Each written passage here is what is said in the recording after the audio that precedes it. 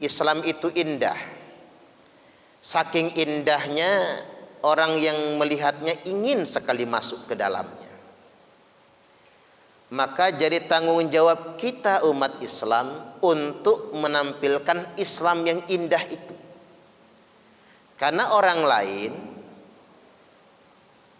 melihat Islam itu bukan dengan mempelajari Al-Quran. Mereka nggak pernah baca Al-Quran.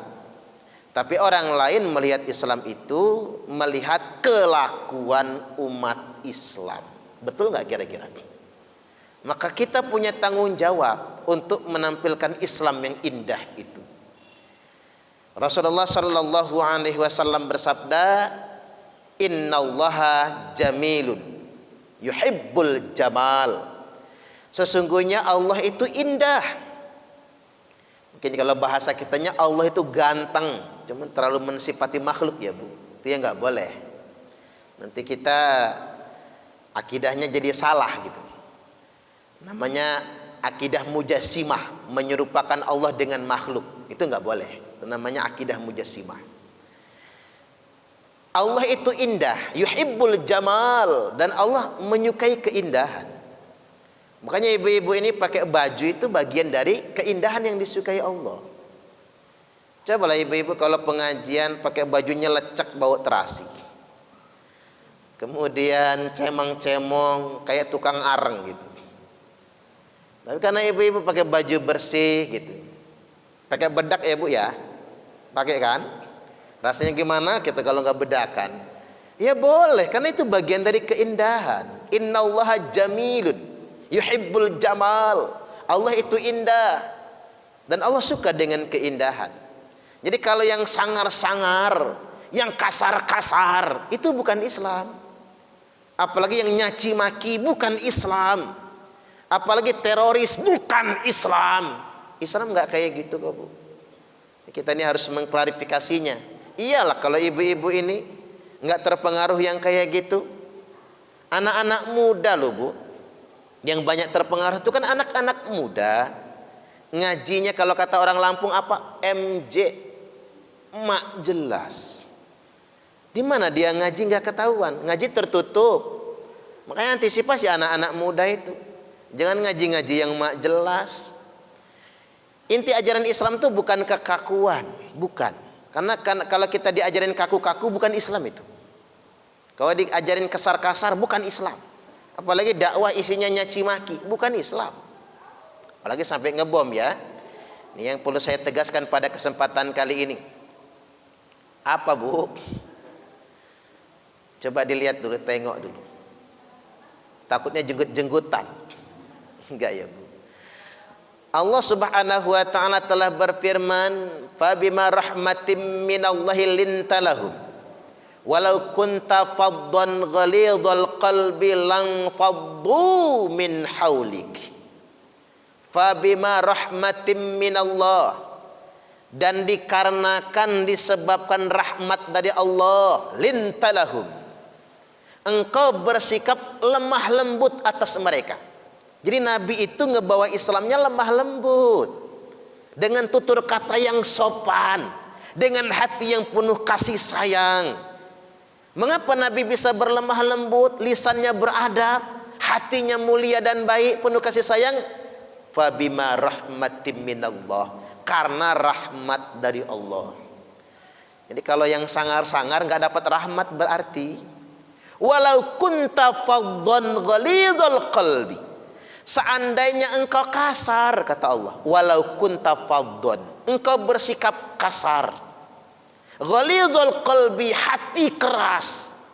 Kalau kata orang apa sekarang tuh ekstrim, radikal, hatimu keras, lang faddu min haulik, niscaya mereka kabur semua, lari dari sekeliling.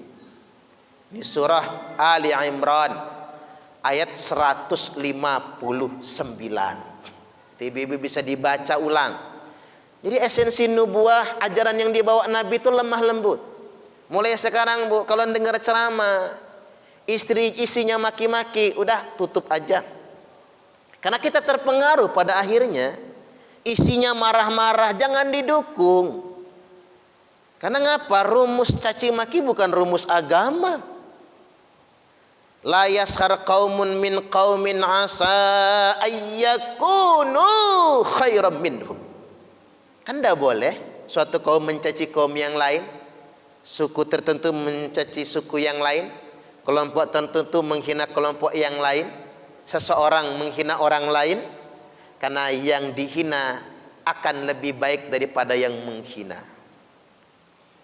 Jadi ada istilah orang sekarang begini, Islam abangan dihina oleh Islam beneran. Akhirnya yang abangan kelihatan berakhlak, yang katanya ngaku beneran nggak berakhlak. Jangan kebalik.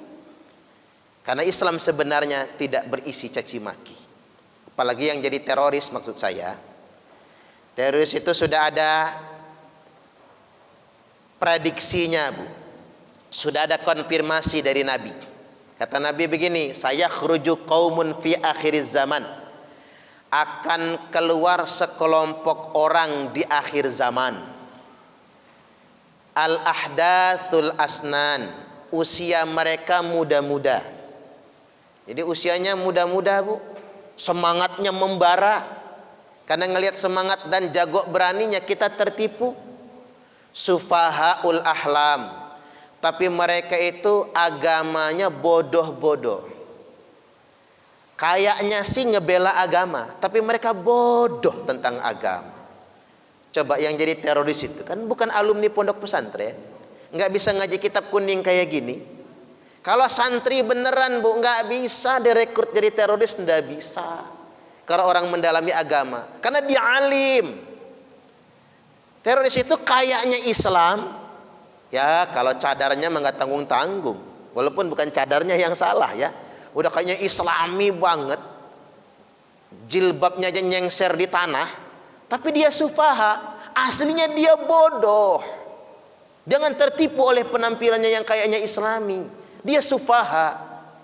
Yaquluna min khairi qalil bariyah, mereka selalu berkata atas nama perkataan sebaik-baiknya makhluk. Selalu mengatasnamakan Nabi. Kalau ngomong itu udah Quran aja bahasanya. Kalau ngomong udah hadis aja bahasanya. Tapi nipu. Quran menurut dia, hadis menurut dia. Hati-hati, Bu. Pemahaman agama kita ini tergantung gurunya. Kalau saya ngajarin ibu-ibu Islam yang ramah, Islam yang indah, ibu-ibu mengamalkannya indah. Coba kalau saya ngajarin sangar, ngajak nyaci maki, ibu-ibu ikut nyaci maki juga nantinya. Jadi agama itu tergantung gurunya. Jadi begini, kalau orang ngomong Quran dan sunnah, Bu, belum tentu itu Quran. Kalau orang ngomongin sunnah, belum tentu itu sunnah. Itu Quran kata dia, sunnah menurut dia. Aslinya belum tentu kayak gitu. Kalau kita kembali ke Islam, yang sebenarnya apa ada Nabi itu ngajarin ngebom? Kan nggak ada sih. Apa ada Nabi itu mengajari mencaci maki? Abu Jahal itu luar biasa, Bu, jahatnya. Tapi Nabi nggak pernah mencaci Abu Jahal, nggak pernah. Firaun itu kurang apa jahatnya, ngaku Tuhan, tapi Nabi Musa tidak pernah mencaci maki Firaun. Itu Firaun loh. Kita ini bukan Firaun kan? Pemimpin kita juga bukan Firaun, makanya tidak boleh. Orang itu beragama tergantung gurunya. Kalau kata Tuan Guru Bajang, maka berguru harus tepat kita. Sufahaul ahlam, mereka selalu mengatasnamakan perkataan-perkataan terbaik Quran dan Sunnah, padahal mereka enggak mengerti betul. La yujawizu imanahum hanajirahum, iman mereka tidak pernah melintasi kerongkongan mereka. Jadi cuman di sini doang, Bu, teriak-teriak iman itu, udah kayaknya iya aja itu. Tapi awas kata Nabi, yamrukuna minad dini kama yamrukus sahmu minar ramiyah. Mereka akan keluar dari agama secepat anak panah keluar dari busurnya. Subhanallah. Hari ini mereka kayaknya iman betul. Tunggu tuh, bentar lagi dia ngebunuh orang. Cepat betul dia keluar dari agama. Bom bunuh diri lagi ya, Bu, ya. Sial, ngarep dapat bidadari, malah mati sangit, bukan mati sahid. Subhanallah. Makanya itu hadis itu masian, fa aina malaqitumuhum faqatuluhum fa inna fi qatlihim ajran liman qatalahu yaumal qiyamah. Dimanapun kalian jumpai orang-orang kayak gini nih, Islam yang sangar, Islam yang suka ngebom, mengkafir-kafirkan orang itu, dimanapun kalian temui mereka, faqtuluhum, perangi mereka. Perintah Nabi. Fa inna fi qatlihim ajran liman qatalahu yaumal qiyamah, karena memerangi mereka pahalanya gede banget bagi yang memeranginya pada hari kiamat. Jadi Bu, yang pahalanya gede itu Densus 88. Kita ini umat Islam harus terima kasih sama Densus 88. Karena mereka lah yang berperang melawan teroris. Kalau Densusnya mati gara-gara perang sama teroris, matinya mati syahid. Nah kalau terorisnya mati, sangit, gosong. Enggak dapat bidadari enggak. Jadi yang dapat pahala itu yang memerangi teroris. Yuk kita ini memerangi teroris dengan cara kita. Apa itu? Belajar yang benar. Anak-anak dilihat, dikontrol. Jangan sampai ikut-ikutan gerakan yang mak jelas. Tidak ada benarnya itu. Wong Nabi saja mengajarkan kalau ngelihat ahli maksiat bukan bunuh kok. Kalau ngelihat ahli maksiat dakwahi dia, mudah-mudahan dia dapat hidayah. Betul nggak kira-kira? Ya itulah ajaran Islam, bukan ngebunuh orang. Hadis yang saya bacakan tadi Sahih Bukhari, nomor hadis 3342. Sahih Muslim 1771. Sahih muttafaqun alaih. Pahalanya gede memerangi teroris itu. Pak Ustaz, teroris kan ngebomnya orang non-Islam. Emang ada di Islam kebolehan bunuh orang agama lain? Tidak boleh. Nabi malah bersabda, Bu, man qatalan nafsan mu'ahidan lam yarah raihatal jannah. Barang siapa yang membunuh orang non-muslim,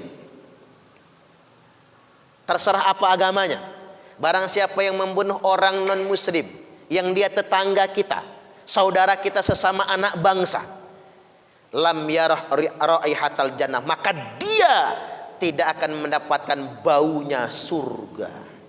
Boro-boro surga Bu, baunya aja nggak dapat. Ini ada orang muslim bunuh non muslim, yang dibunuh ini orang non muslim, maka dia tidak akan mendapatkan baunya surga. Saking dilarangnya dalam Islam membunuh itu, tidak boleh sama sekali. Oleh karena itu kita harus tepat belajarnya. Itu yang pertama yang perlu saya ingatkan pada kesempatan kali ini. Islam itu agama yang indah. Sampai-sampai kisah pengemis buta ya Bu, yang mencaci maki Nabi kan. Dia nyaci maki Nabi, Muhammad pendusta, Muhammad pembohong, Muhammad sesat. Suatu hari setelah Nabi wafat, Abu Bakar As-Siddiq radhiyallahu an mendatangi putrinya Aisyah Ummul Mukminin. Aisyah itu istri Nabi yang paling muda, ABG lah ya. Tapi dialah yang paling banyak dimadu. Ya dialah yang dimadu kan. Kalau Khadijah nggak dimadu, tapi Aisyah lah yang dimadu. Makanya ada lagu Aisyah. Lagu Aisyah itu banyak orang membayangkan ingin jadi Aisyah. Padahal Aisyah itu bukan yang pertama dan bukan yang satu-satunya. Luar biasa pengorbanan itu. Paling mudah, paling cantik, tapi paling berkorban. Aisyah Ummul Mukminin radhiyallahu anha. Setelah Rasul wafat, didatangi oleh ayahnya Abu Bakar As-Siddiq. Aisyah, apa sunnah Nabi yang ayah belum amalkan? Sudah, kata Aisyah, pol banget ayah mengamalkannya. Cuman ada satu yang belum. Apa itu nak? Itu di ujung pasar. Pasar di situ ya Bu ya. Di ujung pasar ada pengemis buta yang tiap hari oleh Nabi diempani makan. Baik, kata Abu Bakar, saya mau ke sana. Lanjut sunnah Nabi. Udah seminggu sejak Nabi wafat. Begitu datang ke sana, kaget Abu Bakar. Karena yang diempani makan ini Bu, pengemis buta, agamanya Yahudi, bukan orang Islam. Dan kerjanya nyaci maki Nabi. Geremet Abu Bakar. Orang kayak gini yang diempani makan. Rasa-rasa pengen ngejitak aja ya Bu ya. Abu Bakarnya. Karena itu sunnah Nabi. Maka dia lanjutkan, disuapi roti. Sedang nyuapin roti, pengemis nanya, man anta, lu siapa? Kata Abu Bakar, saya orang yang biasa nyuapin kamu makan. Bohong. Lo kok bohong, kata Abu Bakar? Karena yang nyuapin saya makan gak kayak gini. Mungkin sama Abu Bakar dijejel-jejelin kali Bu. karena sebel dia itu nyaci maki Nabi kok, kan menghina Rasul kan dosanya gede. Dijejel-jejel. Emang kata Abu Bakar, yang biasa nyuapin kamu kayak mana caranya? Ya enggak kayak elu lah, kata dia. Rotinya dilembutkan dulu, dicampur air dulu, disuapkan pelan-pelan ke aku, lalu diminumkan air. Dipijit-pijit leherku, bahuku, lembut sekali dia, penuh dengan kasih sayang. Enggak mau dia kalau saya keselak roti, dilembutkan. Nangis Abu Bakar. Lo ngapa Anda nangis Tuan? Yang biasa nyuapin Anda sepekan yang lalu sudah wafat, meninggal dunia. Lo memang siapa dia? Dialah Muhammad bin Abdullah yang tiap hari Anda caci maki. Pengemisnya langsung tersungkur, nangis, pingsan. Bangun dari pingsan, Bu, langsung mengucapkan 2 kalimat syahadat dan masuk Islam. Allahu Akbar. Ini nih ajaran Islam. Kalau kita kan enggak, orang menghina Nabi maunya kita bunuh aja ya. Itu bukan Islam yang kayak begitu. Islam beneran enggak kayak gitu. Jangan terpancing emosi. Jangan marah-marah. Harapkanlah hidayah. Kalau dia enggak dapat hidayah, urusan dia sama Allah. Kalau dia dapat hidayah, alhamdulillah. Makanya laisa laka minal amri sayun aw yatuba alaihim aw yu'adzibahum fa innahum zalimun. Bukan urusanmu lagi.